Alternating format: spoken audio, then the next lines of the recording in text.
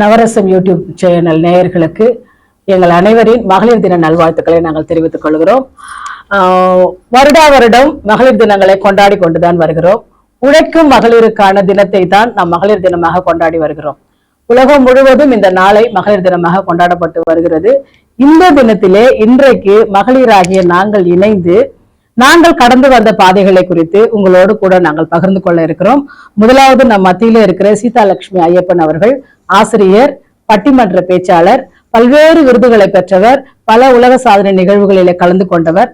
அவர்களும் நம் மத்தியிலே சூரியகலா அவர்களும் நடன ஆசிரியர், அழகு கலை நிபுணர் அவர்களும் நம் மத்தியிலே இணைந்திருக்கிறார்கள். நம்முடைய நிகழ்ச்சியிலே நம் கடந்து வந்த பாதைகளை குறித்தும் அடுப்பூதும் பெண்களுக்கு படிப்பதற்கு என்பதான காலகட்டத்தில் இருந்து இன்றைக்கு படித்து பட்டம் பெற்று பல்வேறு பணிகளிலே பணிபுரிந்து பெண்கள் ஆளுமை திறம் மிக்கவர்களாக இருக்கின்ற இந்த கடந்து வந்த பாதைகளை குறித்து நாங்கள் கலந்து உரையாட இருக்கின்றோம். மங்கையராய் பிறப்பதற்கே மாதவம் செய்திட வேண்டும் அம்மா என்ற வாக்கின்படி நாங்கள் பிறந்தது மங்கையராய் இருந்தாலும் கடந்து வந்த கடினமான பாதைகளில் எப்படிப்பட்ட சிக்கல்களை நாங்கள் மேற்கொண்டோம், எப்படிப்பட்ட கஷ்டங்கள் எங்களை தடுத்த கஷ்டங்களை நாங்கள் மேற்கொண்ட விதங்கள், இதை குறித்ததான காரியங்களை இன்றைக்கு நாங்கள் பகிர்ந்து கொள்ள இருக்கிறோம். இந்த மகளிர் தின ஸ்பெஷல் நிகழ்ச்சியாக எங்களுடைய சாதனைகளை நாங்கள் நேயர்களுக்கு தெரிவிக்கும் பொழுது அது மற்றவர்களுக்கும் கேட்கின்ற பெண்களுக்குமான ஒரு படிப்பினையாகவும் அவர்களுக்கான ஒரு விழிப்புணர்வு நிகழ்வாகவும் இந்த நாள் இருக்கும். ஏனென்றால் உழைக்கும் மகளிர் எப்பொழுதும் உழைத்துக் கொண்டுதான் இருப்போம். நாம் ஒரு நாளும் வீட்டிலே சோர்ந்து திரிவது இல்லை, சோர்ந்து இருப்பது இல்லை. இருந்தாலும் கூட நம்முடைய உழைப்பு, நம்முடைய மகளிர் தின நிகழ்ச்சியிலே இந்த ஒரு கலந்துரையாடல் மூலமாக மற்றவர்களுக்கு விழிப்புணர்வு ஏற்படுத்தும் நிகழ்வாக இந்த நிகழ்ச்சி முடிவு செய்யப்பட்டு நமக்காக வழங்குகின்றோம். இப்பொழுது முதலாவது நம் மத்தியில இருக்கிற திருமதி சீதாலட்சுமி ஐயப்பன் அவர்கள் தான் கடந்து வந்த பாதைகளை நம்மோடு கூட சோராசியமாக பகிர்ந்து கொள்வார்கள். வணக்கம் அம்மா, உங்களுடைய கருத்துக்களை நீங்கள் சொல்லுங்கள். வணக்கம் மேடம். நம்ம தோழிகள் அனைவருக்கும், இந்த நிகழ்ச்சி பார்த்து கொண்டிருக்க தோழிகள் அனைவருக்கும் என்னுடைய மனமார்ந்த மகளிர் தின வாழ்த்துக்கள். பெண்கள் உங்க சொன்ன மாதிரி மங்கையராய் பிறப்பதற்கு மாதவம் செய்திட வேண்டும் அப்படின்னு சொன்னாங்க இல்லையா? அந்த இதுல நம்ம மங்கையா பிறந்துட்டோம். ஆனா அது தவமா இல்லையா, அவங்களுக்குடைய கஷ்டத்தை கொடுக்குதா இல்ல நல்ல தவத்தை தான் தவம் பெற்று அவங்க பலன் அடைஞ்சாங்களான்றத எடுத்துக்காட்டுறதுக்கு ஒவ்வொருத்தரும் ஒவ்வொரு இதை சொல்றாங்க. இப்ப நாம சொல்றதுக்காக வந்திருக்கோம் ஒவ்வொரு இதுல இருந்தோம். இப்ப நான் ஆசிரியரா பணியாற்றிருக்கேன். ஆனா எனக்கு கலைத்துறை ரொம்ப எழுதுறதுக்கோ, கவிதை எழுத, பாட்டு எழுத, இதெல்லாம் எழுத ரொம்ப பிடிக்கும். நான் எழுதணும் அப்படின்னு சொல்லிட்டு நான் சொல்லும் போது திருமணத்திற்கு முன் என்னுடைய வீட்லயோ எழுது அப்படின்னு சொல்லிட்டாங்க. ஆனா அதை நான் தொழிலா செய்யணும் போது ஒரு தடைக்கல். அந்த தடைக்கு யாரும் எனக்கு ஒரு ஆர்வம், ஏன்னா எழுதணும், இதை எழுதணும், கவிதை எழுதணும், கட்டுரை எழுதணும்னு சொல்லிட்டு அந்த இதுல இது யூஜி படிக்கும்போது நான் பண்ணுவேன், நிறைய கவிதை எழுதிட்டு இருப்பேன். பள்ளியில படிக்கும்போது என்னன்னா நான் என்கிட்ட இந்த திறமை இருக்குன்றத நான் 6ஆம் வகுப்பு படிக்கும்போது என் பள்ளிக்கு வந்த கல்வி அதிகாரி ஒருத்தர் தான் கண்டுபிடிச்சாரு. என் வகுப்புல வந்ததும் எல்லா மாணவர்களையும் பார்த்து ஒரு கதை எழுதுங்க அப்படின்னு சொன்னாங்க. இப்ப நான் முன் வரிசையில இருந்த எனக்கு ஒரு கதை எழுதி நான் கொடுத்தேன். எனக்கு என்ன தோணுச்சு, ஒரு கரடி பத்தி ஒரு கதை எழுதி கொடுத்தேன். அவர் படிச்சுட்டு சொன்னார், இது எந்த புக்ல வந்துச்சு அப்படின்னு கேட்டார். நான் சொன்னேன், ஐயா இந்த எந்த புக்லயும் வரலைங்க ஐயா, நானா தான் எழுதுனேன் அப்படின்னு சொன்னேன். அவர் சொன்னாரு, பரவாயில்லையே ரொம்ப அழகா எழுதுனேன்னு சொல்லிட்டு அவருடைய பாக்கெட்ல இருந்து ஒரு ஹீரோ பென் எடுத்து எனக்கு கொடுத்தாரு. அப்ப நான் படிக்க காலத்துல ஹீரோ பென் வாங்கின பெரிய விஷயமா நினைப்போம் இல்லைங்களா? அப்போ வாங்க எனக்கு ரொம்ப சந்தோஷமாயிடுச்சு. என் வகுப்புல இருந்த தமிழ் ஆசிரியர் எனக்கு என்ன சொல்றாரு, எனக்கு ரொம்ப பாராட்டு. அது அவ மட்டும் இல்லை சார், அவ பாடும்போது கூட நான் பாட்டு போட்டியில கலந்துக்கணும்னா கூட பாரதியார் பாட்டு பாடுறோம், பாரதாசன் பாட்டு பாடுறோம், எல்லாம் சினிமா பாட்டு மட்டும் நான் பாடுவேன். அது எனக்கு நானா செஞ்சுக்கிட்டது. அதுக்கப்புறம் ஒரு இது எழுதி பேசுறோம்னா கூட நானா எழுதி பேசுவேன். நமக்கு யாரும் எழுதி, நான் தான் வீட்டுக்கு பெரிய பொண்ணுதான், நம்ம யாருமே கேட்கற மாதிரி இருக்குது, நானா எழுதி பண்ணுவேன். அப்ப அவரு அந்த பெண்ணை கொடுத்தா இருப்பாங்க, அந்த பேனா வாங்கின பாருங்க கையில. அப்ப அவர் சொன்னாரு, ரொம்ப அருமையா எழுதிட்டு வர, நீ எழுதுறதை நிறுத்தாதேன்னு சொன்னாரு. அப்ப என்கிட்ட ஒரு திறமை இருக்குன்றத அந்த 6ஆம் வகுப்புலயே நான் கண்டுபிடிச்சிட்டேன். அதுக்கப்புறம் என் கூட படிக்கிற பிள்ளைங்க எல்லாமே இந்த கட்டுரை போட்டிக்கு எனக்கு எழுதி கொடு, கவிதை போட்டிக்கு எழுதி கொடு என்கிட்ட கேட்பாங்க. அப்ப எனக்கு என்ன தோணுச்சுன்னா, ஓ நம்மளால முடியுது அப்படின்னு சொல்லிட்டு நான் எழுத ஆரம்பிப்பேன். அதுதான் என்னுடைய முதல் ஆரம்ப இதுவே. அது ஒரு படியா வளர்ந்து வாரமலர், சிறுவமலர் எது இருந்தாலும் கவிதை எழுத ஆரம்பிச்சிடுவேன். நான் என்ன பண்ணுவேன், சைக்கிள்ல போயிட்டு லைப்ரரிக்கு போயிடுவேன். தினமும் லைப்ரரிக்கு எனக்கு டைம் கிடைச்சா நூலகத்துக்கு சொல்றேன். எனக்கு இது ஒன்று பழக்கம் உண்டு. போனோன்னா முதல்ல எடுத்து பார்ப்பேன். நம்ம இந்த வாரமலர்ல வந்துச்சா, இந்த சிறுவல் மலர்ல வந்துச்சா, கவிதை வந்துச்சுன்னா அந்த புத்தகத்தை வந்து எடுத்துக்கிட்டு வீட்டுக்கு வந்து அப்பாட்ட காட்டுறதுக்குள்ள என்னுடைய சைக்கிள் அவ்வளவு பறக்கும். அவ்வளவு சந்தோஷம் இருக்கும். நம்ம ஒரு இது படிச்சிருக்கோம், நம்ம அது என்னன்னே தோணாது. ஆனா மத்தவங்க வந்து அதுல ஆர்வம் இருக்கும், ஐ சூப்பரா பண்ணிருக்கேன், ஆர்வம் இல்லாத ஏதோ ஒரு இதுன்னுவாங்க. ஆனா நமக்கு ஒரு அந்த ஒரு சந்தோஷம் இருக்கும். முதல்ல எழுத்தை அச்சில பாக்குற அந்த சந்தோஷம் இருக்குது ரொம்ப இதா இருக்கும். நான் அப்ப இருந்து அந்த கவிதைகள், அதுக்கப்புறம் வந்து நான் எழுதி போட்டு அதுக்காக எனக்கு பாராட்டு கொடுத்தாங்க சின்ன சின்ன பேப்பர், அதெல்லாமே அப்படியே கட் பண்ணி இன்னமும் வச்சிருப்பேன் நான். ஏன்னா அது என்னுடைய ஃபர்ஸ்ட் இது அப்படின்னு நான் ரொம்ப சந்தோஷப்படுவேன். அப்புறம் எந்த கவிதை எழுதினாலும் போட்டி எழுதினாலும் அப்பாட்ட காட்டுவேன். நல்லா இருக்குமா அப்படின்னு சொல்லுவாங்க. ஆனா அது நல்லா இருக்குன்னு சொல்லி இன்னொரு பூர்வமா சொன்னா கூட எனக்கு தோணாது. ஆனா நம்ம பாராட்டுவதும் நல்லா எழுதியிருக்கேன்னு சொல்லுவாங்க. ஆனா அது எனக்கு கொஞ்சம் எழுதணும் அப்படின்னு சொல்லிட்டு எனக்கு ஒரு தோணுச்சு. அப்போ அந்த துறையிலே போலான்னும் போது இதுலயே போனோம்னா அது ஒரு அந்த அளவுக்கு உனக்கு வருமானம் வராதுமா, உனக்குன்னு ஒரு நல்ல இது தெரிஞ்சுக்கணும், உனக்கு வருமானம் வர தொழிலை செஞ்சுக்கணும் அப்படின்னாங்க. அப்பயே நமக்கு என்ன ஆகுது, நம்முடைய இது வந்து பிரேக் போடுற மாதிரி இருந்தது. அதை விட்டு கொஞ்சம் விலகுறோம். அதே நேரத்துல வந்தோம்னா நம்ம முன்னாடி தொட்டிருக்கலாம். நம்ம வளைஞ்சு வரும்போது நம்ம மேலே தொடுறது கஷ்டம் இல்லைங்களா. நிறைய எழுதுவேன். எனக்கு வந்து எப்போ தோணுதோ அப்பெல்லாம் உட்காந்து எழுதுவேன். அது திருமணத்துக்கு முன்னாடியே நான் இப்ப சொல்றது என்னென்ன தோணுதோ அப்போ வந்து எழுதி வச்சிருக்கிறதெல்லாம் எனக்கு மேரேஜ்னு முடிவு பண்ண பிறகு நான் நினைச்சேன், இதெல்லாம் எழுத சொல்லி நமக்கு வரவங்க கணவர் வந்து இதை எழுத சொல்லுவாங்களா அப்படின்னு ஒரு பயம். நம்ம செய்வோமா, அடுத்து இந்த தொழிலை செய்ய முடியுமா, இதோட நின்றுடுமான்னு சொல்லிட்டு அப்ப இருக்கிற நான் வச்சிருந்த கவிதை எல்லாத்தையும் ஒவ்வொரு இதுக்கு பிரசுரம் அனுப்பிட்டே இருக்கிறேன். எனக்கு கல்யாணத்துக்கு போய் பத்திரிக்கை அனுப்புவாங்க. ஆனா நான் எல்லா இடத்துக்கும் வந்து இந்த கவிதையும் கட்டுரை எழுதுன்னு அனுப்பிட்டு இருக்கேன். ஏன்னா வரவங்க வந்து எழுதலாம் சொல்லுவாங்களா, எழுத வேணாம்னு சொல்லுவாங்களோ, என்ன சொல்லுவாங்கன்னு தெரியாது அப்படின்னு ஒரு பயம். எல்லாரும் நம்ம ஃப்ரெண்ட் எல்லாம் நீ இப்ப பண்ற, ஆனா கல்யாணம் ஆயிட்டா அதெல்லாம் பண்ண முடியாது அப்படின்னு ஒரு சொன்னோமா, அது ஒரு மனசு ரொம்ப வருத்தமா இருந்தது. அப்ப எல்லா இதுக்கும் நான் அனுப்பி விட்டேன். மேரேஜ் ஆகி வந்து என் கணவர்கிட்ட சொன்னேன், இது மாதிரி நான் நிறைய இதெல்லாம் எழுதியிருக்கேன் அப்படி சொல்லிட்டு நான் எடுத்து கொடுக்கும்போது ரொம்ப இது நல்ல விஷயம்னு சொன்ன பாருங்க. அதுதான் எனக்கு முதல்ல விதை போட்ட மாதிரி எனக்கு ரொம்ப சந்தோஷமா இருந்தது. பரவாயில்ல, நமக்கு ஒத்துழைப்பு தருவாங்க அப்படின்னு. ஆனாலும் வருமானம் ஒண்ணு வேணும். இதிலே பண்ணிட்டு இருக்கிறதுல இது கிடையாது. எந்த ஒரு தனித்திறமை உங்ககிட்ட இருந்தாலும் அது பணமாக்கப்படும் போதுதான் மத்தவர் பேசப்படும். அது பணமா ஆகலைன்னா அது பேசப்படாது, மற்ற இடத்துக்கு போகாது. அது மாதிரி நினைக்கிற உலகம் இது. அப்படி இருக்கும்போது இவங்க என்ன சொல்லுவாங்க, அவங்ககிட்ட நேரம் இருக்காது, இது பண்ண முடியாது, அதெல்லாம் சொன்ன போது நீ படிச்சுட்டு வேலைக்கு போறதுதான் நீ பார்க்கணும் அப்படின்னும் போது அதுக்கு கவனம் கொஞ்சம் போகுது. இருந்தாலும் அந்த எழுதின வச்சதெல்லாம் பழைய பேப்பரா அந்த இதை விட்டு நான் எடுக்கவே மாட்டேன். வச்சது அப்படியே இருக்கும். எனக்கு எப்ப நேரம் என்னுடைய கணவர் வந்து காவல்துறையில பணியாற்றுறாரு. அவர் என்ன செய்வாரு, நைட்டு வர்றது 12 மணி 1 மணி வருவாங்க. இப்ப நமக்கு பகல் டைம் நம்ம வேலை செய்யறது, 2வது குழந்தைகளை பார்த்துக்கணும், வீட்டுல வந்து முதியோரை பார்த்துக்கணும். இப்ப நமக்கு சோர்வாடிக்கும். அப்ப நமக்கு எந்த நேரம், நான் என்ன செய்வேன், என் குழந்தையெல்லாம் தூங்க வச்சுட்டு மணி 9 மணிக்குள்ள எல்லாத்தையும் முடிச்சுட்டு எங்க வீட்டார் சொல்ல, நான் வர்றதுக்கு 12 மணி ஆகும், 1:30 மணி ஆகும், நீங்க படுத்துட்டீங்கன்னா தூங்கிட்டேன்னு வச்சுங்க, அவங்க வந்து எழுப்பும் போது என்ன ஆகும்னா மறுபடியும் தூக்கம் கலைஞ்சிடும், மறுபடியும் நம்ம முடிச்சுட்டே இருப்போம், நம்ம டயர்ட் ஆயிடுவோம். சார் நீ ஏன் படுக்கணும் அப்படி சொல்லிட்டு நல்லா ஃப்ரெஷ்ஷா அப்போ போயிட்டு ஃப்ரெஷ் ஆயிட்டு வருவேன். வேலைக்கு போற மாதிரி தலை சீவி எல்லாம் பண்ணி வந்து அந்த டேபிள்ல உட்கார்ந்து இன்னைக்கு இந்த எழுதணும்னு சொல்லிட்டு உட்காருவேன். அந்த 2 மணி நேரம் 3 மணி நேரம் தொடர்ந்து எழுதுறது என்னுடைய நேரத்தை நம்ம, அதாவது எவ்வளவு சோர்வா நம்ம இருந்தாலும் நமக்குன்னு ஒரு நேரத்தை ஒதுக்கிக்கணும் அப்படின்றத அப்படிதான் நினைச்சுட்டேன். நம்ம மத்த நேரம் செஞ்சாதானே நீ இதே உட்காந்துட்டு எழுதிட்டு இருக்க, இதை செய்யலாம் அதை செய்யலன்னு வீட்டுல இருக்கவங்க சொல்லுவாங்க.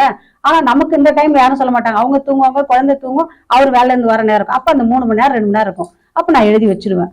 அது இல்லாம என்ன எழுதணுமோ அதை டைப்பும் பண்ணி வச்சிருவேன். டைப்பிங் மிஷின் வச்சுட்டு அதனால டச்சஸ்ல பண்ணி அதையும் இதை எடுத்து வச்சிருவேன். இது போல கொஞ்சம் கொஞ்சமா பண்ணதுதான் வந்து அது ஃபர்ஸ்ட் வந்து ஒரு புத்தகம் நான் அணுது. முதல்ல திருக்குறள் கதைகள் புத்தகம் வரும்போது எனக்கு என்ன சொல்லுவீங்க தெரியாது. முதல் குழந்தைய கையில தூக்கணும் சந்தோஷம் இருந்தது பாருங்க, சொல்லவே என்னால முடியல. நான் சாமிகிட்ட வேணா கூட நான் முதல்ல நினைக்கிறது வந்து நம்ம செஞ்சது ஒண்ணுமே பண்ணலையே, நம்ம எல்லாரும் கல்யாணம் பண்ணிக்கிறாங்க, குழந்தை புத்துறாங்க, வளர்ந்துடுறாங்க, சொத்து சேர்க்கிறாங்க, எல்லாம் பண்ணிடுறாங்க.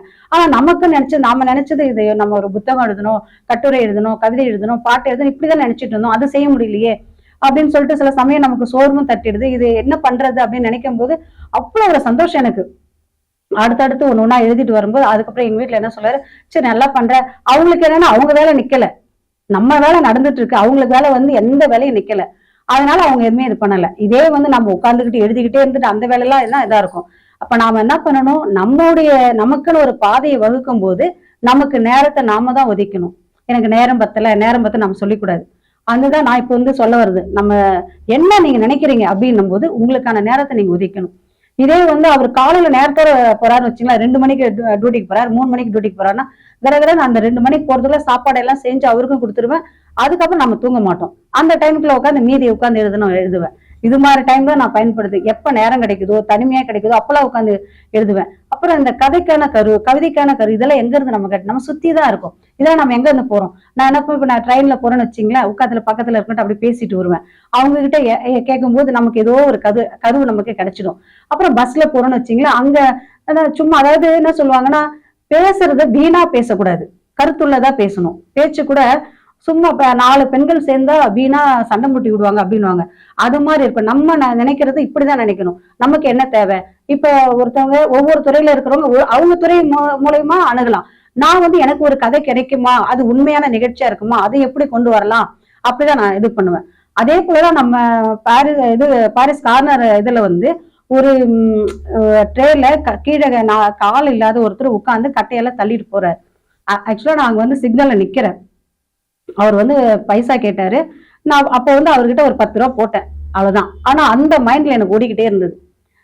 அந்த அவர் ஏன் அப்படி ஆனாரு அப்படின்னு சொல்லும்போது, டாக்டர் எங்க ரிலேட்டிவ் ஒருத்தர் டாக்டர், அவர்கிட்ட நான் அதை திருப்பி கேட்கும்போது ஏன் ஆச்சு என்ன ஆச்சு அப்படின்னும் போது அவருடைய பிரச்சனை எல்லாம் சொன்னாங்க. அப்ப இது ஏன்னா ஸ்மோக் பண்றாங்க, இது இது அவங்க வந்து என்னென்ன பழக்கங்கள் இருக்கோ அதனால போதை பழக்கம் இதெல்லாம் நரம்புகள் வீணாகுதுன்றது அவங்க கிட்ட அதை வச்சு ஒரு ஸ்டோரி எழுதினேன். அது வந்து என்ன ஆகுதுன்னா விழிப்புணர்வாகவும் இருக்கும், நமக்கான கதையும் கிடைச்சது. அது மங்கையர் சிகரன்ற புக்ல வந்துச்சு. அதே போல வந்து காதல் செய் அப்படின்னு ஒரு தலைப்பு சொன்னேன். வித்தியாசமா பார்ப்பாங்க. காதல் செய்யணும், என்ன காதல் செய்யணும் அப்படின்னா, நீ வந்து எத்தனை கணவன் மனைவி எல்லாரும் சண்டை போட்டுக்கிறாங்க, ஆனா நீ மனைவி இப்படி எல்லாம் இருக்கிற மனைவியை நீ காதல் செய் அப்படின்னு சொல்லிட்டு அந்த கொடுக்குற மாதிரி அந்த தலைப்புல கொடுத்தா அந்த புத்தகமா வந்துச்சு. இப்ப அது மாதிரி நம்ம சூழ்நிலை இருக்கிற இடத்துலதான் கருவே. எங்க போறீங்களா அது. அப்ப நீங்க போகும்போது என்னது, ஒரு நம்ம குழந்தைங்க கூட நம்ம போகும்போது என்ன சொல்லலாம், இதெல்லாம் நீங்க சமூகத்துல என்னென்ன இருக்குன்னு பார்க்கும்போது நாமளும் கத்துக்கிறோம். அந்த எண்ணங்களை நாம எடுத்துட்டு வந்து வெளியே கொடுக்குறோம். என்னுடைய வெளியில நான் என்ன கொடுக்குறேன், கவிதையாவோ இல்ல கதையாவோ கொண்டு வந்து கொடுக்குறேன். அப்படிதான் நேரத்தை நம்ம ஒதுக்கிட்டு வந்தோம். இப்படிதான் வந்து நான் ஒரு புத்தகங்கள் ஒவ்வொன்றும் எழுதும்போது, அப்புறம் இந்த கவிதைகள் எழுது வரைக்கும் எத்தனை புத்தகங்கள்? நான் 10 புத்தகங்கள் எழுதியிருக்கேன். அப்புறம் ஆய்வு கட்டுரையிலும் வந்து ஒரு 8 மேல எழுதியிருக்கேன். இப்ப அந்த அதே போல பாட்டு, இப்ப நம்ம எப்படி ரீமிக்ஸ் எழுதுறாங்கல்ல, அந்த பாட்டுக்கு நம்ம வந்து ஒரு பாட்டு எழுதும்போது கூட இந்த கருத்துக்களை கொண்டு வந்து நான் வேற அந்த டியூன் போட்டு அந்த சினிமா பாட்டு டியூன் எடுத்து அதுக்காக என்னுடைய கருத்துக்களை கொண்டு அந்த பாட்டை எழுதுவேன். அது நீங்க எழுதும்போது பாருங்களேன், எல்லா நவரசம்ன்றது நம்ம கூட வந்துடும். எப்படின்னா, நீ சந்தோஷமான பாட்டு எழுதும்போது இன்னும் மனசுல ரொம்ப சந்தோஷமா இருக்க மாதிரி இருக்கும். சோகமான பாட்டு எழுதும்போது சில சமயம் எழுதும்போது அழவே போயிட்டு இருக்கேன். நானும் சில சமயம் எனக்கு அந்த எழுதும்போது அப்படியே கண்ணுல தண்ணி வரும். தண்ணி கொஞ்ச நேரம் உட்கார்ந்து நான் அழகும். ஏன் நம்ம அழுதும் அதுக்குள்ள நம்ம போயிட்டோம், நம்ம உணர்வுகள் அதுக்குள்ள போயிடுச்சு அப்படின்னு தான் நினைச்சிட்டோம். அப்ப நாம ஒவ்வொரு பெண்களும் ஒரு பாதைகளை வகுத்துக்கணும். எல்லா பெண்களும் நமக்குன்னு ஒரு அப்பதான் ஒரு அந்த நம்ம வாழ்க்கை வாழறதுக்கு அதாவது ஆர்வமா தொடர்ந்து நம்ம செய்யும் போது ஒரு லட்சியத்தை வச்சுக்கிட்டு அது பயணிக்கும் போதுதான் நமக்கு ஒரு ஆர்வமா அந்த நேரங்கள் பயணிச்சுட்டு இருக்கோம். இதைதான் நான் என்ன சொன்னேன், ஒரு இதுல வந்து இந்த பெண்களுக்காக நான் சொன்னது ஒரு கவிதையில நான் கொடுத்திருக்கேன். நொந்தது சாகும், பாரதியாருடைய ஆத்திச்சூடியில ஒரு தலைப்புல, நொந்தது சாகும் வென்றது வாழும், நொந்து வாழ்ந்தால் நோய்தான் மிஞ்சும், நோக்கம் கொண்டு தினம் முயன்றால் ஆக்கமுடன் அகிலம் உன் அருகில் வரும், குறைகூற குணவான்கள் யாரையும் குன்று மணி அளவு கூட எண்ணாதே, கோல மதியினே குறிக்கோளை நீ ஏற்றினால் ஞானம் போற்றும் நல்ல நாள் உன்னை நெருங்கும், இறந்த காலம் பற்றி கவலைப்படாதே, இறந்த காலம் பற்றி கவலைப்படாதே, நிகழ்காலத்தில் நித்தம் நம்பிக்கை வை, காற்றுள்ள போதே தூற்றிக்கொள், கவலை உன்னை நெருங்காது ஒத்துக்கொள், எதிர்காலம் வரும் வெற்றியை ஏற்றுக்கொள், பெண்ணே பிறக்கும் போதே நீ வென்றுவிட்டாய், புவியால நீ பிறந்து விட்டாய், விழுந்தாலும் விருட்சமாகும் விந்தையான விதையாகு, விழுந்தாலும் விருட்சமாகும் விந்தையான விதையாகு, விடுதிகள் பல உன்னை சுற்றி உருவாகும். நமக்கு நாமே ஒண்ணு வச்சுக்கிட்டு நாம அது தினமும் கொஞ்சம் கொஞ்சம் நேரம் அதை செஞ்சுட்டு வந்தா கண்டிப்பா நமக்கு வெற்றி கிடைக்கும். வெற்றி கிடைச்சுன்னா உங்களை சுற்றி நீங்க என்னென்ன நினைக்கும் எல்லாமே கிடைக்கும்ன்றத எடுத்துரைத்து இது முறையை முனைத்துக் கொள்கிறேன். மிக சிறப்புமாக. அதுலயும் உங்க கவிதை ரொம்ப சிறப்பா இருந்துச்சு. நிறைய பாசிட்டிவ் அதுல மோட்டிவேஷனா இருந்துச்சு. ஏன்னா எப்பயுமே வந்து நொந்தது சாகும்ன்ற அந்த தலைப்பே வந்து எப்படி இருக்குதுன்னா, நம்ம எந்த ஒரு பிரச்சனையிலையுமே நம்ம சோர்ந்து மனம் வருந்தி அதுக்குள்ளேயே விழுந்து விடக்கூடாது. அடுத்தது எல்லாவற்றையும் நம்ம நேர்முறையா அணுகணும் அப்படின்ற ஒரு விஷயம் இருந்தது. அது மட்டும் இல்ல, நீங்க சொன்ன விஷயங்கள்ல முக்கியமான விஷயமா, மொத்தத்துக்குமான ஒரு விஷயமா நான் என்னுடைய பார்வையில நான் தெரிந்து கொண்டது என்னன்னா, நேர மேலாண்மையை தான் ரொம்ப வலியுறுத்தி நீங்க சொன்னீங்க.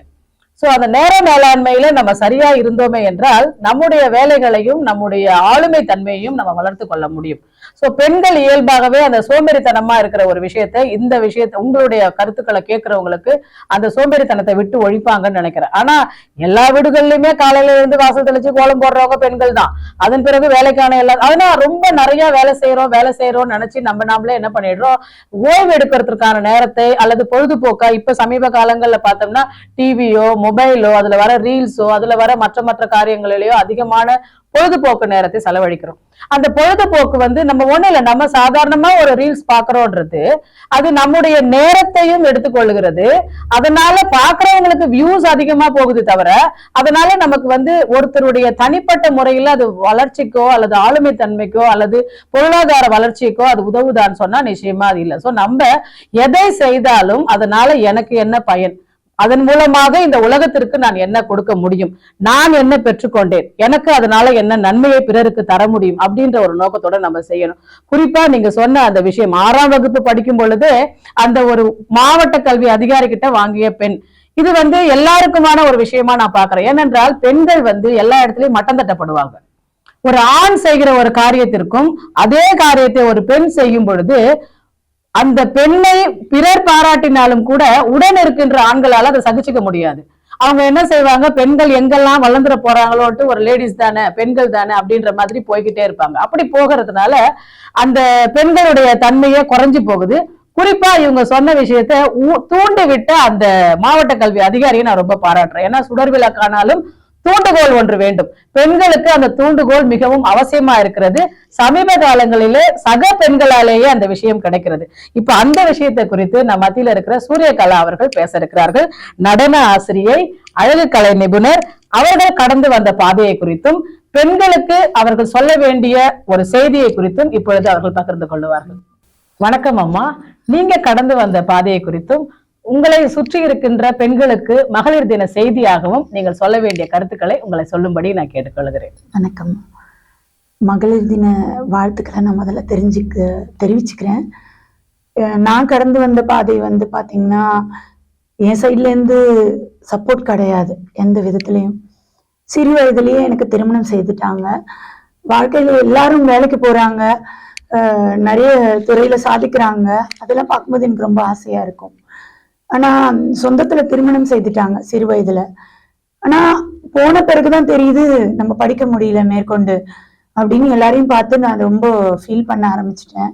ஆனா அது அங்க விவசாய குடும்பம், ஃபேமிலியில தாத்தா பாட்டி தாய் மாமா அவங்க அப்படி ஒரு பெரிய ஃபேமிலி. அதுல மாடு எல்லாமே பார்க்கணும், கிராமத்து வேலைகளை பார்க்கணும். இந்த நிலைமையில என்னால அங்க படிக்க முடியல. நம்ம என்ன பண்ணலாம், எனக்கு அழகு கலையில ரொம்ப இன்ட்ரெஸ்ட்.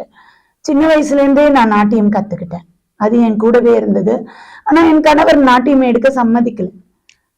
அதுக்கப்புறம் என்ன பண்ணலாம் அப்படின்னும் போது பியூட்டிஷியன் பண்ணணும், அழகுக்கலை கத்துக்கணும்னு தோணுச்சு. என் கணவர் சம்மதிக்கல. என்ன பண்றது, ஏன்னா வீட்டை விட்டு வெளியிலே போகக்கூடாதுன்னு வாங்க, வீட்டுக்குள்ளேயேதான் இருக்கணும், இருட்டுலதான் வாசப்படி நிக்கணும். அப்போ நான் டெய்லரிங் கத்துக்கிறேன்னு சொன்னப்போ அவங்க ஒத்துழைக்கல. வீட்டுல அம்மா வீட்டுக்கு லீவுக்கு வருவேன்.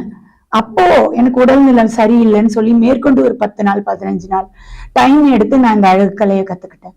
ஸோ ஒரு வருஷமும் அந்த மாதிரி நிறைய கம்ப்ளீட் பண்ணேன். மெதுவா என் கணவர் கிட்ட சொல்லும் போது யாரும் ஒத்துழைக்கல. அது பண்ணக்கூடாதுன்னு எதிர்த்தாங்க. வீட்டுல நாத்தனார் ஒருத்தவங்க இருந்தாங்க, பெரியம்மான்னு சொல்லி. அவங்க ஒவ்வொரு விஷயத்திலும், என் குழந்தைங்க பிறந்து 2 பொன் பிள்ளைங்க, பொம்பளை பசங்க கூடவே இருக்க மாட்டாங்க, பையனா இருந்தாதான் நம்ம கூட இருப்பாங்க அப்படின்ற மாதிரி ரொம்ப அவங்க ஹர்ட் பண்ணிக்கிட்டே இருப்பாங்க. என் கணவர் அந்த மாதிரி தான் சொல்லி கொடுத்து அவர் அதுலயே அப்படியே ஊறிட்டார். அதனால அவர் எதுக்கும் சப்போர்ட் பண்றது இல்லை. ஒரு நாள் என் கண்ணு முன்னே அவர் சம்பாதிச்ச பணத்தை எங்க பெரியம்மா என்றாங்க மணி. அப்போ நான் அப்பதான் வரேன், எதிர்கொண்டு வரேன், பஸ் மறைக்கிறாங்க. நான் பாத்திர போறேன். அப்போ நான் ஒரு விஷயம் நான் நினைச்சேன், அந்த பணம் என் கைக்கு வரணும்னு நினைக்கல, அதே போல நான் சம்பாதிச்சு காட்டணும்னு முடிவு பண்ணேன். அதுக்கு பிறகு 100 ரூபாய் என் கையில இருந்தது, 100 ரூபாய் தான். என் கணவர் அதிகாரத்தை என் கையில கொடுக்கல, எங்க பெரியம்மா, அதாவது அம்மாவுடைய கூட பிறந்த அக்கா கையில தான் கொடுத்திருந்தாங்க. நீ வீட்டுக்குள்ளதான் இருக்கணும், உனக்கு சமையல் கட்டு தான், வேற எதுவும் தெரியக்கூடாதுன்றது அவங்களுடைய எண்ணம். சமையல் கட்டுல தான் இருக்கணும், வேற எதுவும் வெளி உலகம் தெரியக்கூடாதுன்றதுதான் வீட்டுல என் கணவருக்கும் சரி, எங்க தாத்தா பாட்டி கூட இருக்கிறவங்க எல்லாருக்குமே அந்த எண்ணம். நான் சாதிச்சு காட்டணும் முடிவு பண்ணேன். அவங்களுடைய சம்மதத்தோட நம்ம இந்த ஒர்க் பண்ணணும்னா அவங்கள திருப்திப்படுத்தணும், அவங்களுக்கு டைம்க்கு எல்லாம் செய்யணும். கிராமத்து வேலைகள்ன்ற போது நெல், விவசாயம், மாடு இருக்கும். 3 மணிக்கு எழுந்துப்பேன். எழுந்துட்டு அந்த பசுமாடுக்கு என்னென்ன செய்யணுமோ, ஏன் இன்னும் என்னைய பார்த்தா அவங்களுக்கு தெரியாது, நான் பால் கறப்பேன். அந்த கிராமத்துல என்னென்ன வேலை, மாடு பிடிச்சு கட்டுறது, அந்த நேரத்துல குளிப்பாடுறது, அது உங்களுக்கு தேவையானது, அந்த புல்லு ஏதோ போடுறது, அதெல்லாம் செய்யுங்க. 3 மணிக்கு எழுந்து எல்லாமே செஞ்சுட்டு அப்பவும் சாணி மொழிகி அந்த அடுப்பங்கரையெல்லாம் கிளீன் பண்ணி டிஃபன் அந்த நேரத்துல டிஃபன் பண்ணி வச்சுட்டு, பிளேட்ல இருந்து டம்ளர்ல இருந்து வச்சுட்டு நான் காலையில முகூர்த்தத்துக்கு மேக்கப் போட போவேன். அப்படிலாம் நான் கஷ்டப்பட்டிருக்கேன். கிராமத்துங்கள்ல எல்லாம் போயிட்டு நான் மேக்கப் பண்ணியிருக்கேன். கொஞ்சம் எதிர்த்தாங்க. நான் மணி சம்பாதிக்க ஆரம்பிச்சதும், வீட்டுக்கும் செய்ய ஆரம்பிச்சதும் அவங்க அந்த எதிர்ப்பெல்லாம் குறைஞ்சிடுச்சு. அதுக்கு பிறகு பிள்ளைங்கள்லாம் ஸ்கூலுக்கு போகும்போது நான் போக ஆரம்பிச்சேன். வெளி உலகம் வெளியில தெரிய ஆரம்பிச்சது. என் பிள்ளைய மியூசிக்ல நல்லா கொண்டு வரணும்னு எனக்கு ஆசை. மியூசிக் நாலேஜ் கிடையாது என் கணவருக்கு. நாட்டியம்னா கூத்தாடி, நீங்க நாட்டியம் ரோட்ல போய் ஆடுங்கன்னு இப்படி எல்லாம் பேசுவார். மியூசிக்குக்கும் அவருக்கும் எந்த ஒரு சம்பந்தமும் கிடையாது. என் பொண்ணை பாட வைக்கும் போது அவருக்கு பிடிக்காது, ரொம்ப பிரச்சனை பண்ணுவார். என் குழந்தை ஏன் இப்படி போட்டு டார்ச்சர் பண்ற அப்படின்னு. 2 பெண் பிள்ளைங்க. ஃபர்ஸ்ட் நான் 2வது குழந்தைய சொல்றேன். அந்த பிள்ளைக்கு மியூசிக் சொல்லி கொடுக்கணும் போது அவர் தூங்குவார். எத்தனை மணிக்குன்னா 12 மணி வரைக்கும் முழிச்சுட்டு இருப்பார். அவர் எப்ப தூங்குவாருன்னு பார்த்துட்டு அவளை வெளியில கொண்டு நம்ம வாசல் கடைசியில போயிட்டு உட்கார வச்சுட்டு நான் பாட்டு சொல்லி கொடுப்பேன். அந்த டைமிங்ல தான் நான் அவளுக்கு சொல்லி கொடுப்பேன். இப்படி அவளுக்கு மியூசிக்னா ஃபீஸ் கட்ட முடியாது, என்னாலலாம் கட்ட முடியாதுன்னு. எனக்கு அந்த அழகு கலையில நான் செஞ்ச அந்த பியூட்டிஷியன் ஒர்க் தான் என்னை காப்பாத்துச்சு. அந்த மணியில நான் அவளுக்கு ஃபீஸ் கட்ட ஆரம்பிச்சேன். இப்படி மியூசிக் படிச்சா, ராஜகீதம்ல பாட ஆரம்பிச்சா. அப்பவும் நான் முடியாது, என்னால நீ எப்படி சென்னை போவேன்னா, சிதம்பரத்துல இருந்தேன், எனக்கு சொந்த ஊர். நான் திருமணம் ஆகி போனது சிதம்பரம். நீ எப்படி சென்னைக்கு போற, நான் ஃபீஸ் கொடுக்க முடியாது, நீ எப்படி போவேன்னு சொன்னாரு.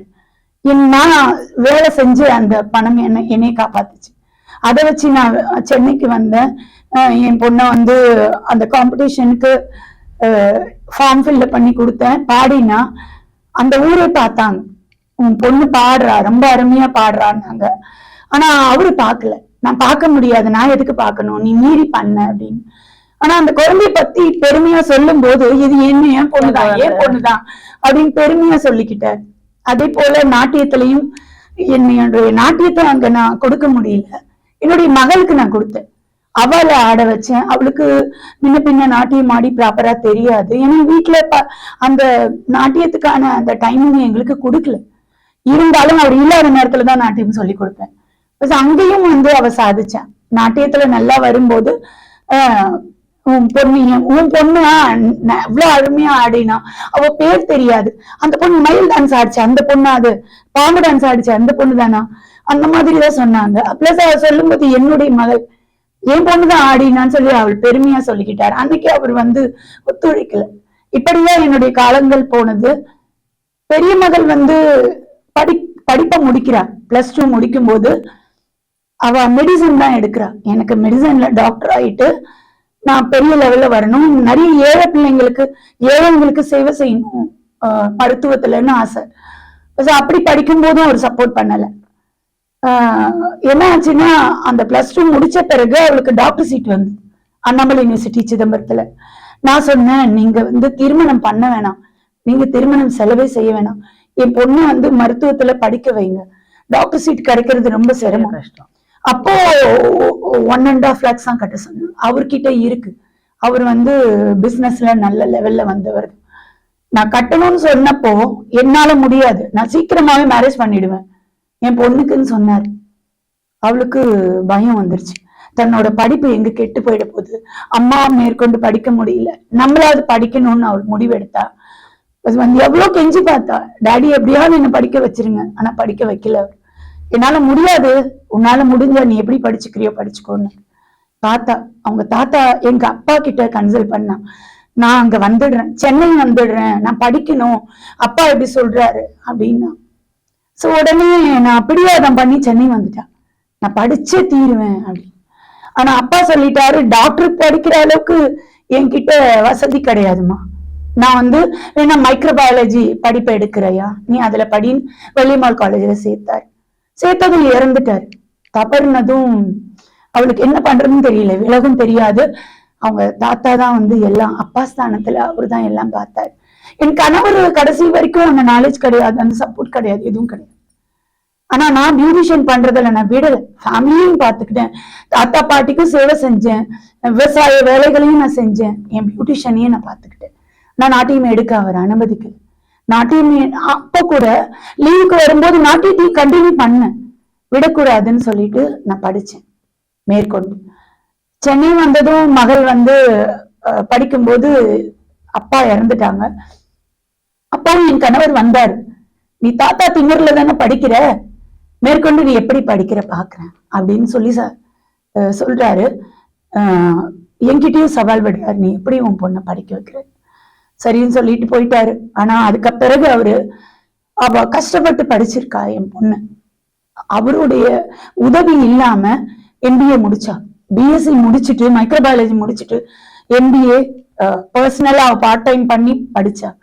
நானும் பியூட்டிஷியன் பண்றது சென்னையிலயும் இருக்கிறது சிதம்பரத்துலயும் இருக்கிறதா இருந்தேன்.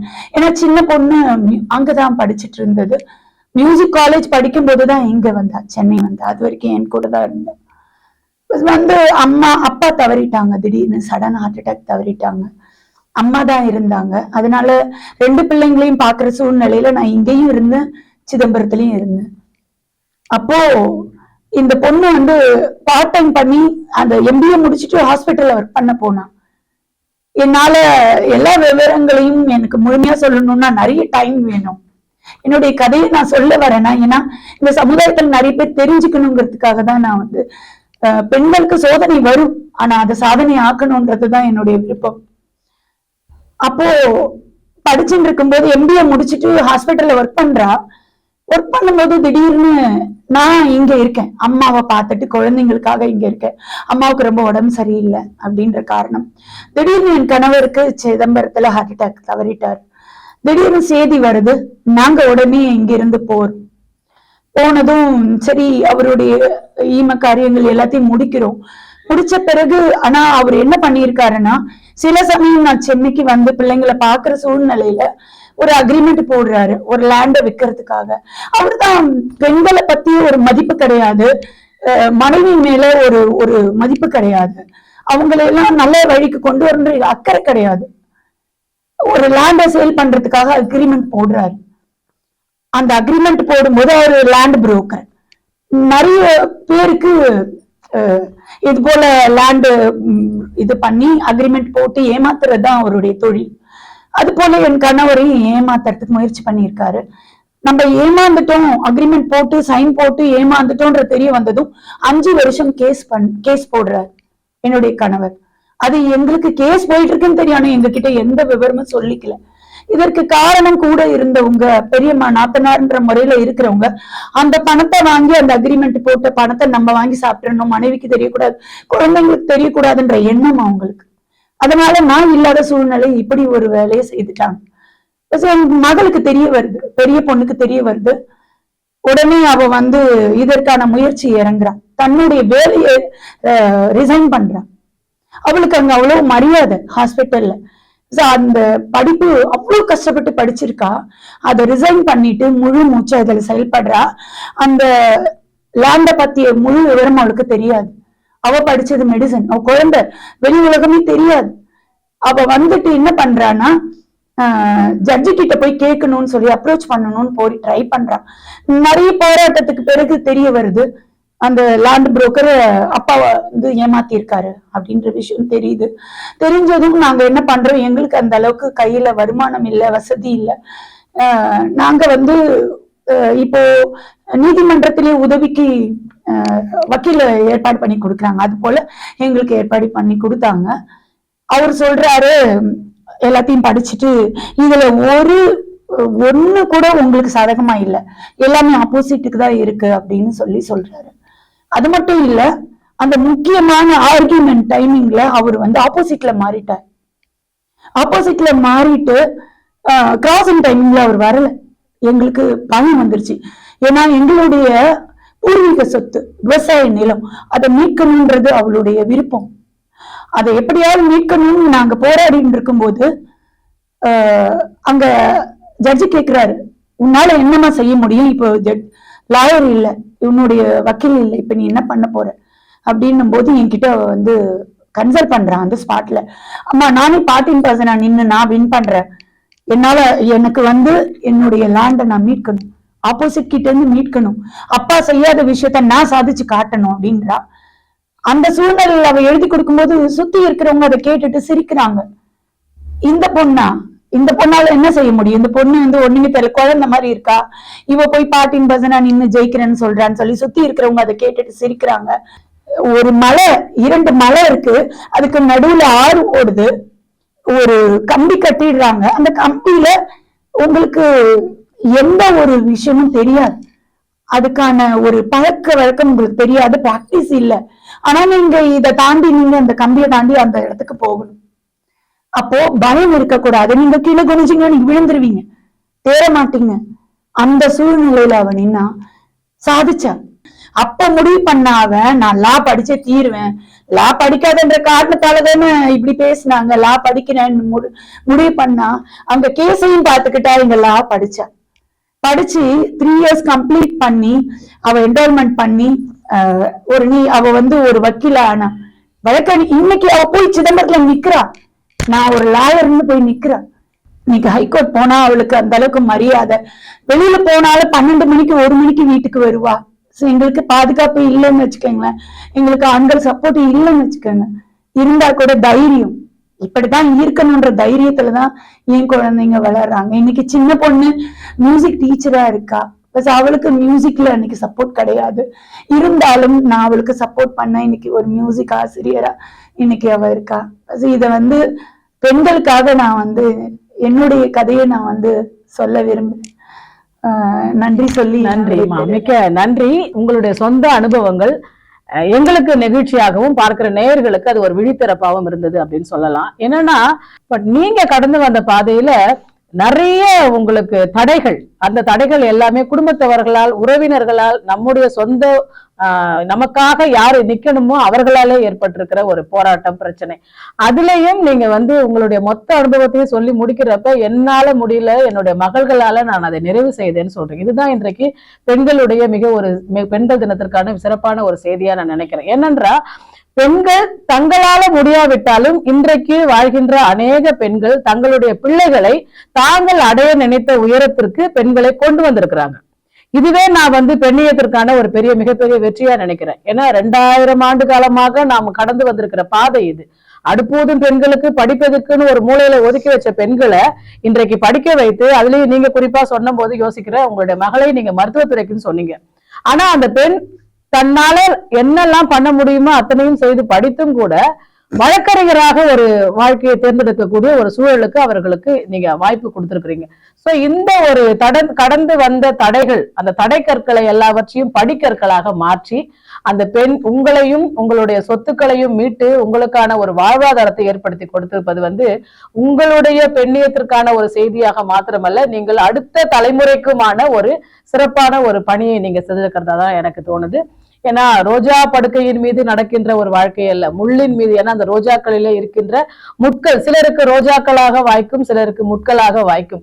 அந்த முட்களின் மீது நீங்க நடந்து பயணம் செய்து, அது மட்டும் இல்லாம நான் இப்படியும் யோசிக்கிறேன், ஒருவேளை நீங்க உங்களுடைய திருமண வாழ்க்கையினுடைய ஆரம்ப காலகட்டத்தை சொன்னீங்க, அந்த காலகட்டத்தை பார்க்கிற பொழுது உங்களுடைய பெண்களுக்கு, உங்களுடைய மகள்களுக்கு இயல்பிலேயும் கூட நம்ம அம்மா இப்படி எல்லாம் கஷ்டப்படுறாங்க, நம்ம அம்மாவை நம்ம இதுல இருந்து நம்ம வெளியே கொண்டு வரணும், நம்ம அம்மாவுக்காக நம்ம சாதிச்சு காமிக்கணும் என்ற ஒரு இயல்பாகவே எல்லா பெண்களுக்குமான ஒரு ஒரு எல்லா மகள்களுக்குமான தோன்றுகின்ற அந்த விஷயத்துல உங்களுடைய மகள்களும் அந்த விஷயத்துல இருந்து சாதிச்சு செய்திருக்கிறாங்க. அதுலயும் குறிப்பா நான் 2 விஷயத்த ரொம்ப முக்கியமா பாக்குறேன் உங்களுடைய பேச்சுல.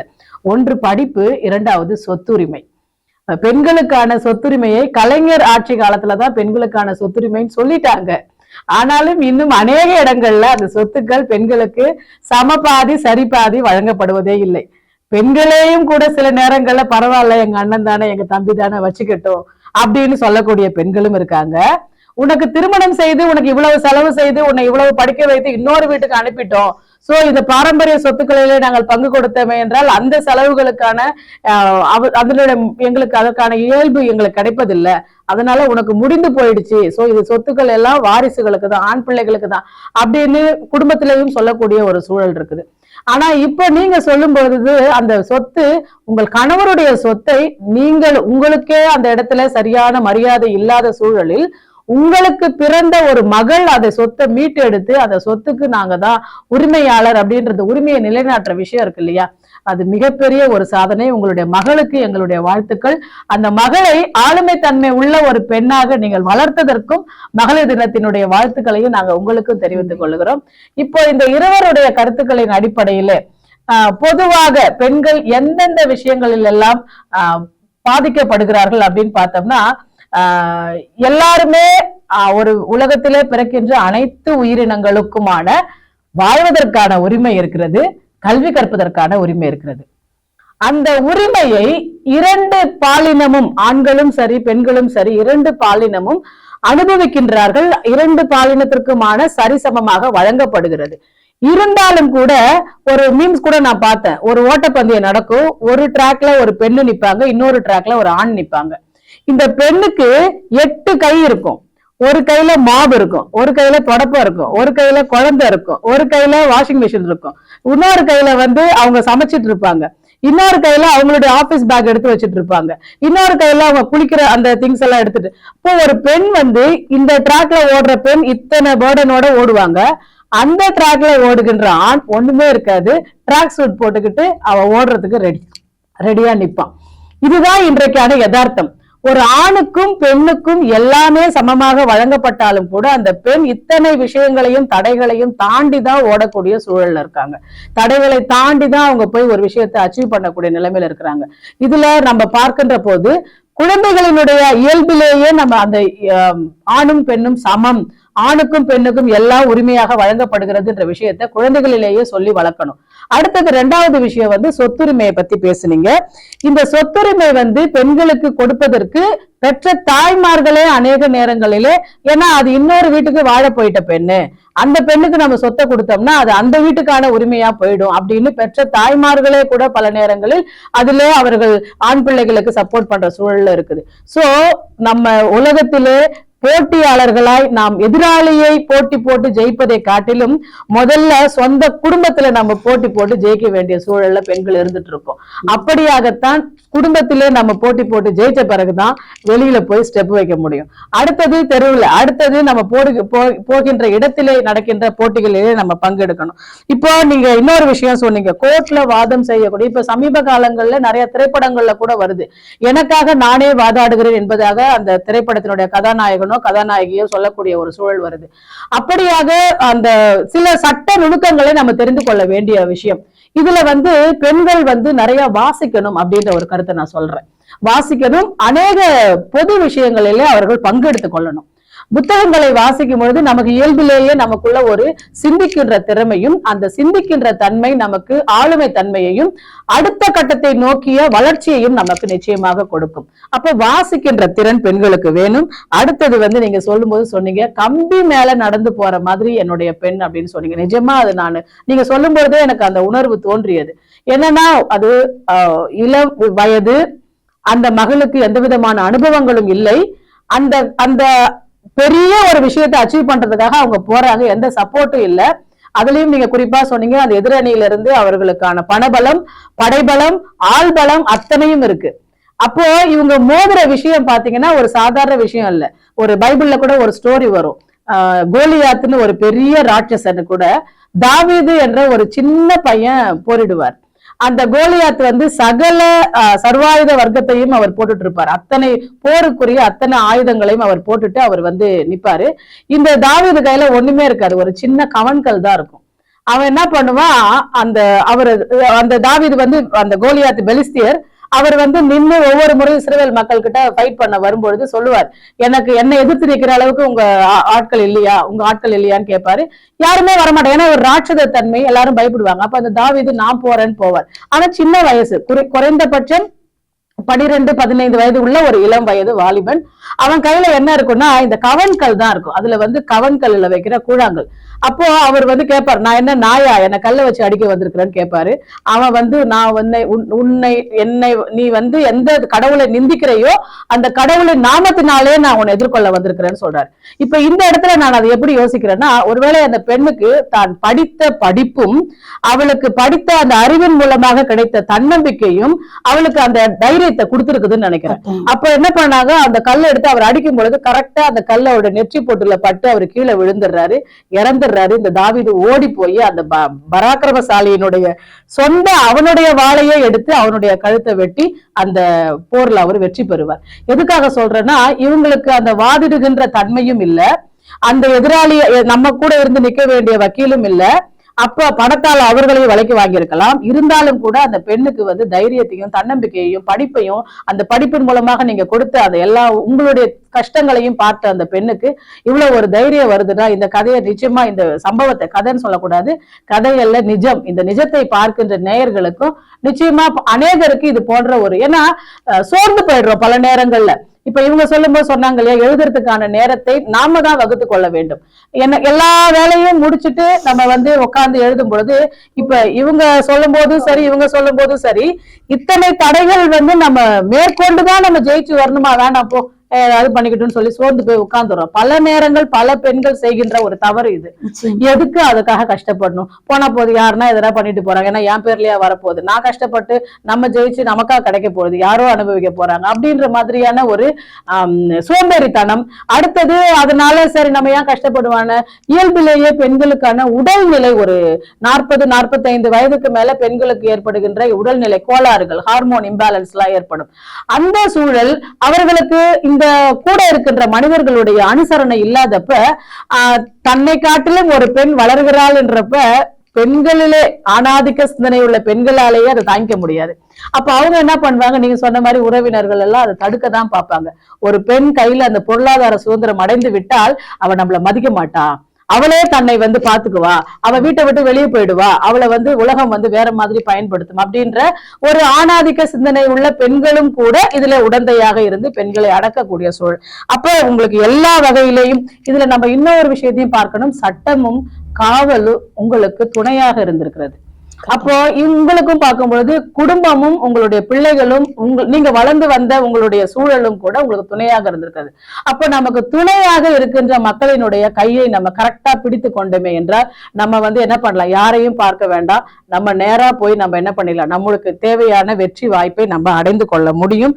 சோ வாழ்க்கை என்பது ஒரு ரோஜா படுக்கை அல்ல, வாழ்க்கை என்பது நம்ம நடக்கின்ற பாதை என்பது ரோஜாக்களால் ஆனது அல்ல, முட்களின் மீதுதான் நம்ம நடந்து செல்ல வேண்டிய சூழல், அதிலும் குறிப்பாக பெண்கள். ஏன்னா 2000 வருடமா நம்ம நடந்து வந்துகிட்டே இருக்கிறோம். அந்த முட்கள் மீது கால் வைத்து அந்த ரத்த தடங்களின் மீதுதான் இன்றைக்கு பெண்கள் வந்திருக்கிறோம். இன்றைக்கு நம்மலாம் வந்து சேர்ந்துட்டோம். இப்ப அடுத்த தலைமுறைக்கான பாதையை நம்ம ஒழுங்குபடுத்துகின்ற சூழல்ல இருக்கிறோம். அந்த பாதையிலே நடக்கின்ற பெண்களுக்கு, நம்முடைய பிள்ளைகளுக்கு, முக்கியமா இவங்க சொல்லும் பொழுது இன்னொரு விஷயம் சொன்னாங்க, பெண்களுக்கான பாதுகாப்பு சொன்னாங்க. அது ரொம்பவும் இன்றைக்கு கவனிக்கப்பட வேண்டிய விஷயம். எல்லா இடங்களிலேயும் 3 வயது குழந்தையிலிருந்து 80 வயது பாட்டி வரையிலேயும் பெண்களுக்கான பாதுகாப்பு இன்மை அநேக இடங்கள். அதுக்கு இன்னும் கொஞ்சம் நம்ம போராடக்கூடிய சூழல். குறிப்பா பெண்கள் தற்காப்பு கலையை கற்றுக்கொள்ள வேண்டிய அவசியம் இருக்கு. தற்காப்பு கலைன்னு பாத்தீங்கன்னா சாதாரணமா ஒரு சின்ன விஷயம் கூட, ஒரு சிலம்பம், ஒரு கராத்தே, அப்படி கூட ஒரு சாதாரண ஒரு சின்ன ஒரு தற்காப்பு கலை கிடைக்கும் போது அவர்களால அந்த தற்காப்பு கலையினுடைய உதவியினால யாரையும் எந்த நேரத்திலும் எந்த இரவிலையும் கூட எதிர்கொள்ள முடியும். முந்திலாம் வந்து பெண்கள் 6 மணிக்குள்ள வீட்டுக்கு வரணும்ன்ற சூழல் இருந்தது. ஆனா இன்றைக்கு அப்படி இல்லை. நிறைய பெண்கள் ஐடி கம்பெனில வேலை செய்யறாங்க. அவர்கள் இரவு நேர டியூட்டியை முடித்து விட்டு 11 மணி 12 மணி அளவுக்கும் கூட வீட்டுக்கு வருகிறார்கள். அப்படி வருகின்ற பெண்கள் அவர்கள் தங்கள் தனியாக வரோம் அப்படின்ற பயம் இல்லாம தன்னிச்சையா செயல்படணும்னா தற்காப்பு கலைகளை கட்டாயம் கத்துக்கொள்ள வேண்டும். பெண்களுக்கான சொத்துரிமையை கட்டாயம் பெண்கள் பெற்றுக்கொள்ள வேண்டும். என்ன கஷ்டம் வந்தாலும் பெண்கள் படிப்பை நிறுத்தக்கூடாது. இந்த 3 விஷயத்த நான் எப்பயும் எல்லா இடத்துலயும் சொல்லிக்கிட்டே இருப்பேன். பெண்கள் படிச்சுதான் ஆகணும். ஏன்னா கொஞ்ச காலத்துக்கு போன வருடம் நினைக்கிறேன், ஒரு பிக் பாஸ் நிகழ்ச்சியில படிக்கலன்னா பரவாயில்லன்னு ஒரு நடிகையினுடைய மகள் ரொம்ப கோபமா கேவலமா எழுந்து போனாங்க. படிச்சா என்ன, அதனால என்ன, நான் படிக்கல எனக்கு வரல அப்படின்னு. ஆனா அது தமிழ்நாடு அரசு பெண்களுக்காக பெண் பிள்ளைகளுடைய கல்விக்காக எவ்வளவு முயற்சி எடுத்தார்கள் சொல்லிட்டு ஒரு ஆசிரியராக நான் அறிவேன். அப்போ அத்தனை செலவு பண்ணி அத்தனை முயற்சி எடுத்து அத்தனை ஆட்களை வைத்து நம்ம ஒரு பெண் கல்விக்காக நம்ம முக்கியத்துவம் கொடுத்து இன்றைக்கும் கூட பெண்களுக்கு பெண் குழந்தைகளுக்கான ஸ்காலர்ஷிப் உதவிகள்லாம் வழங்கப்படுகிறது. அவர்களுக்கான பேங்க் ஓபன் பண்ணி அவர்களுக்கு அந்த ஸ்காலர்ஷிப் வழங்கப்பட்டு அந்த பிள்ளைகளுக்கு கல்வி உதவித்தொகையை கொடுத்து அவங்க நிறுத்தக்கூடாது. பள்ளி இறுதி வகுப்பு வரை இன்றைக்கு அத்தனை பிள்ளைகளும் படித்தாக வேண்டும். அதன் பிறகு கல்லூரிக்கான அவர்களுடைய படிப்பினுடைய தன்மையை பொறுத்து அவர்கள் பெறுகின்ற மார்க்கை பொறுத்து உயர்கல்விக்கான உதவித்தொகையும் வழங்கப்படுகிறது. அவர்களுக்கான மேற்கொண்ட செலவுகளை பார்ப்பதற்கும் இன்றைக்கு அநேக NGO நிறுவனங்கள் இருக்கிறது. அநேக மனிதர்களுடைய உதவியும் கிடைக்கிறது. சோசியல் மீடியால பாத்தீங்கன்னா நிறைய கல்வி உதவித்தொகை கொடுக்கக்கூடிய நிறைய நண்பர்கள் இருக்கிறாங்க. சோ பெண்களுடைய படிப்பு முக்கியம். அவர்களுடைய சொத்துக்கு அவர்கள் பெற்றுக்கொள்ள வேண்டிய சொத்து உரிமையை பெற்றுக்கொள்ள வேண்டும். 3வது பெண்களுடைய பாதுகாப்பு. இந்த 3 விஷயங்களையும் இந்த நாளிலே மகளிர் தின வாழ்த்து செய்தியாக சொல்லி பெண்களுக்கான படிப்பை நாம் உறுதி செய்வோம், பெண்களுக்கான பாதுகாப்பை நாம் உறுதி செய்வோம், பெண்களுக்கான சொத்துரிமையை உறுதி செய்வோம் என்று கூறி மகளிர் தின வாழ்த்துக்களை கூறி இந்த கலந்துரையாடலை உங்கள் அனைவரின் இசைவோடு இத்துடன் நிறைவு செய்கிறேன். நன்றி, வணக்கம்.